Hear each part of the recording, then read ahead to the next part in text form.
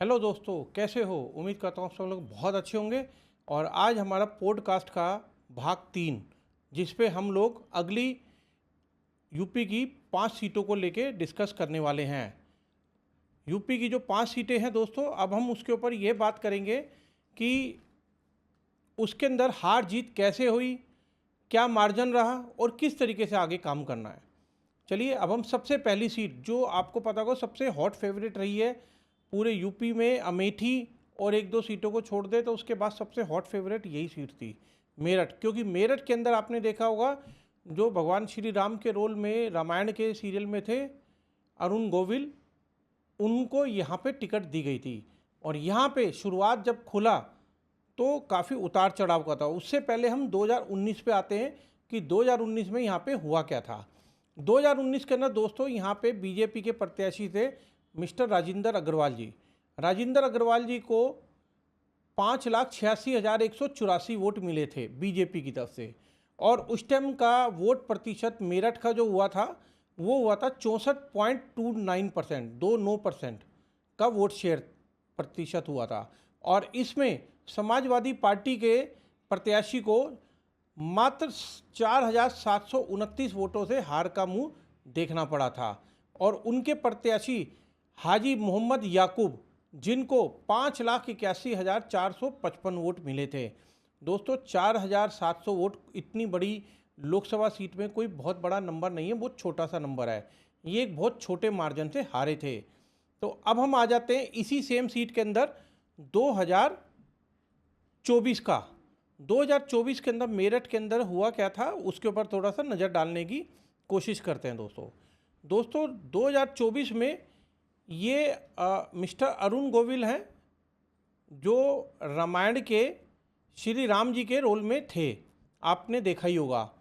तो इनको भारतीय जनता पार्टी की तरफ से पहली बार ये इलेक्शन लड़े हैं, चुनाव लड़े हैं। और चुनाव में पहली बार लड़ते ही मोदी जी के चेहरे के ऊपर इनको 5,46,469 वोट मिले हैं। और इनका मार्जिन भी बहुत ज़्यादा नहीं रहा समाजवादी पार्टी से जीतने का। इनका मार्जिन भी 10,585 वोटों का ही रहा। यानी कि जो समाजवादी पार्टी की सुनीता वर्मा थी कैंडिडेट, उनको 5,35,884 वोट ही मिले थे। और ये बहुत बड़ा मार्जिन नहीं है दोस्तों, ये भी समझ लो नेट टू नेट के आसपास पे ही जीते हैं। क्योंकि जब शुरू में काउंटिंग हो रही थी, वो मतगणना हो रही थी, उस मतगणना में काफ़ी शुरू में अरुण गोविल जी कभी ऊपर कभी नीचे, मतलब इस तरीके से वोट की जो वोटिंग की काउंटिंग थी, कभी कोई ऊपर कभी कोई ऊपर, दोनों में से प्रत्याशी ऊपर नीचे चल रहे थे। तो अब आ जाते हैं तीसरे प्रत्याशी। तीसरे प्रत्याशी थे देवव्रत त्यागी। ये बसपा के कैंडिडेट हैं। इनको 87,025 वोट मिले थे।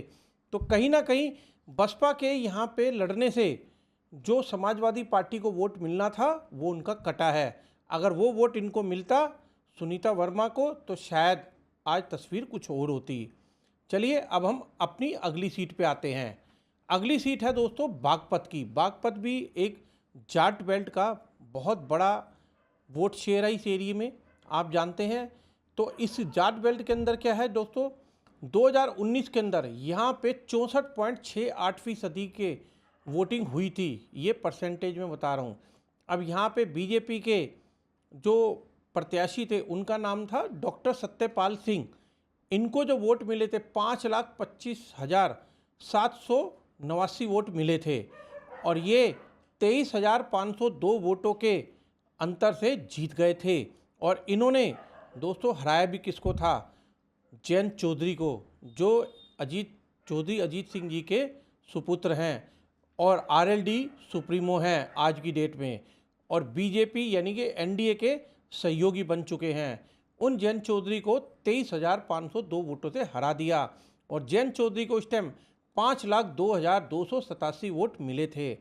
तो दोस्तों ये है 2019 का सिनेरियो। अब आ जाते हैं सेम सीट पे 2024 के सिनेरियो में, कि 2024 के अंदर बागपत में किसका क्या रोल रहा था। ये हम आ जाते हैं बागपत के ऊपर।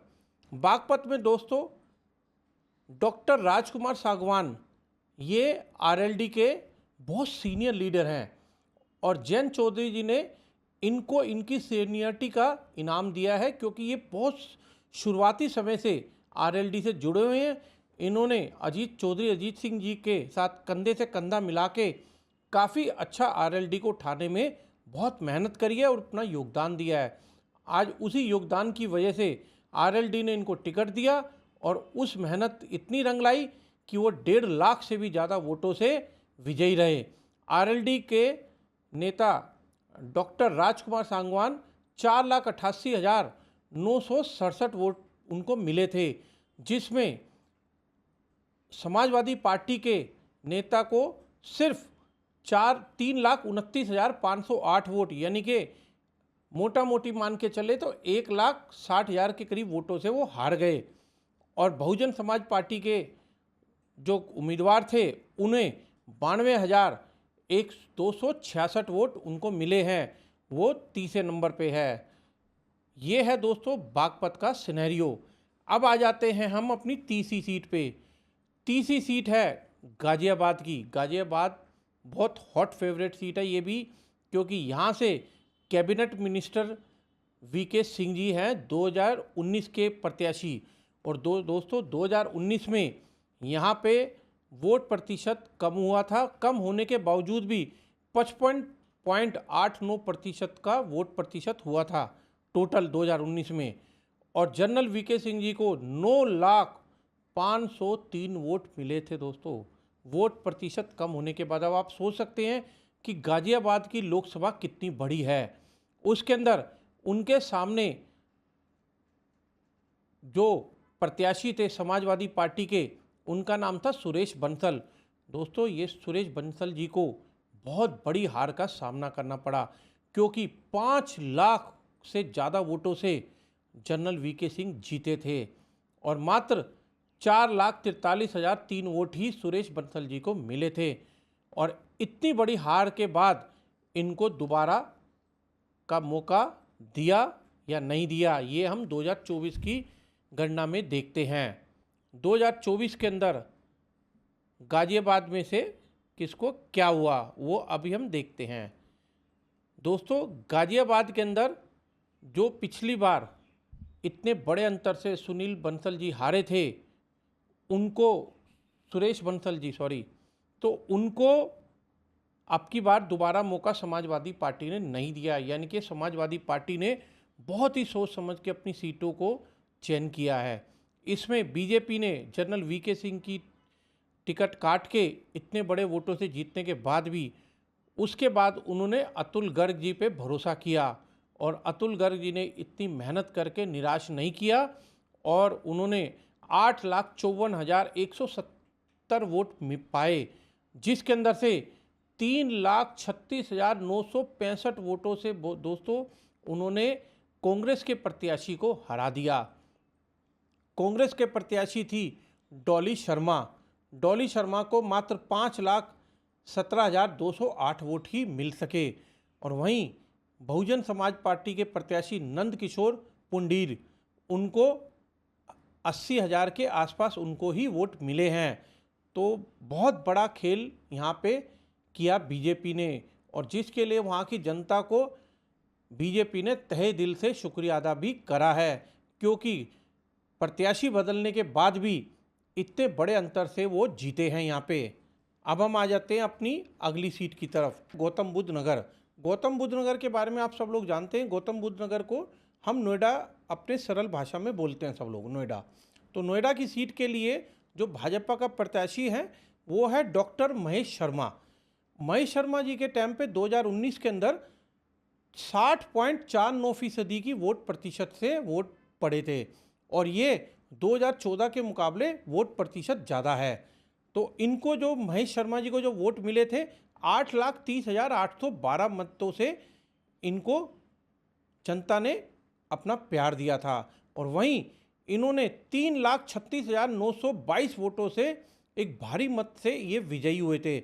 इन्होंने अपने सामने बसपा प्रत्याशी सतवीर नागर को हरा दिया था, और सतवीर नागर को जो वोट मिले थे वो 4,93,890 वोट ही मिले थे। तो दोस्तों ये हो गया 2019 का आकलन। अब हम आ जाते हैं सेम सीट के 2024 के आकलन पे। अब आप ये 2024 के आकलन में देख रहे हैं, डॉक्टर महेश शर्मा जो 2019 के जीते हुए प्रत्याशी थे, भाजपा ने इन पे दोबारा भरोसा करा और इनको दोबारा टिकट दिया। तो ये 8,57,829 वोटों से इनको जनता ने प्यार दिया अपना, जिसमें 5,59,472 दोस्तों, ये तो बहुत ही बड़ा अपने आप में ऐतिहासिक जीत कह सकते हैं इनको डॉक्टर महेश शर्मा की, क्योंकि पिछली बार ये 3.5 लाख के आसपास वोटों से जीते थे। अब की बार अपनी जीत का मार्जिन 2 लाख के करीब और बढ़ा दिया, 2 लाख से ज़्यादा ही बढ़ाया। और इन्होंने समाजवादी पार्टी के जो प्रत्याशी थे डॉक्टर महेंद्र सिंह नागर, उनको खड़ा किया था समाजवादी पार्टी ने, क्योंकि ये इंडिया अलायंस के प्रत्याशी थे। तो इनको 2,98,335 ही वोट मिले हैं, तो बहुत बड़े मार्जिन से ये जीते हैं। और इसमें तीसरे प्रत्याशी राजिंदर सिंह सोलंकी जो बहुजन समाज पार्टी के प्रत्याशी हैं, जिनको भी 2.5 लाख के करीब, इनको 2.5 लाख से ज़्यादा ही वोट मिला है। तो दोस्तों सीट बड़ी कांटे के टक्कर की थी और यहाँ पे आपस में प्रत्याशियों का बड़ा ज़बरदस्त एक दूसरे के प्रति वोट शेयर को बांटने में टक्कर हुई। चलिए अब हम आज की आखिरी सीट के ऊपर आकलन करते हैं। दोस्तों आज की आखिरी सीट है बुलंदशहर, और बुलंदशहर किसी से पूछिए हर इंसान को पता होता है बुलंदशहर कहाँ पे है। तो बुलंदशहर के अंदर वोट प्रतिशत 62.92% के हिसाब से पड़ा था, जो 2014 के मुकाबले वो वोट प्रतिशत ज़्यादा था। और इसमें भाजपा के प्रत्याशी भोलानाथ सिंह 6,81,321 वोट उनको मिले थे, और उनकी जो जीत का मार्जिन था 2,90,057 वोटों का था। दोस्तों ये भी एक बहुत बड़ा मार्जिन था। और उन्होंने योगेश वर्मा को हराया था जो सपा के प्रत्याशी थे, और योगेश वर्मा को 3,91,246 वोट ही मिल सके थे।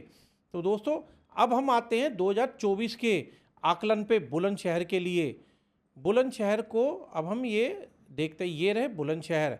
बुलंदशहर में दोस्तों भाजपा ने दोबारा से डॉक्टर भोलानाथ के ऊपर भरोसा किया, उन्हें टिकट दिया और जनता ने उनको फिर से विजयी बनाया। 5,97,310 वोट उनको मिले, जिसमें भारी मतों से 2,73,154 वोटों से इन्होंने जीत हासिल करी। वहीं इंडिया अलायंस का प्रत्याशी जो कांग्रेस की तरफ से उनको सीट यहाँ पे मिली थी, वो थे शिवराम सिंह। शिवराम जी को यहाँ पे कांग्रेस की तरफ से प्रत्याशी बनाया गया, जो 3,22,176 वोट उनको मिले थे। और वहीं बसपा के प्रत्याशी गिरीश चंद्रा, क्योंकि बसपा ने भी अपने प्रत्याशी को बदल दिया, तो 1,17,424 वोट उनको मिले हैं। तो दोस्तों ये है 2024 का बुलंदशहर का आकलन। अब मैंने आपको दोनों साइडों के आकलन बता दिए हैं। बुलंदशहर का ये आज की 5 सीटों के हमारे आकलन पूरे हुए। आपको मेरी पॉडकास्ट सीरीज़ कैसी लग रही है कमेंट्स में ज़रूर बताइए। आप लोग कुछ और चीज़ जानना चाहते हैं, किसी और स्टेट के बारे में जानना चाहते हैं, उसका आकलन जानना चाहते हैं, तो आप मुझे कमेंट्स में ज़रूर लिखिए। मैं उसके ऊपर अपनी आने वाली सीरीज़ के अंदर वीडियो ज़रूर बनाऊँगा। चलिए वीडियो पे बने रहना। धन्यवाद।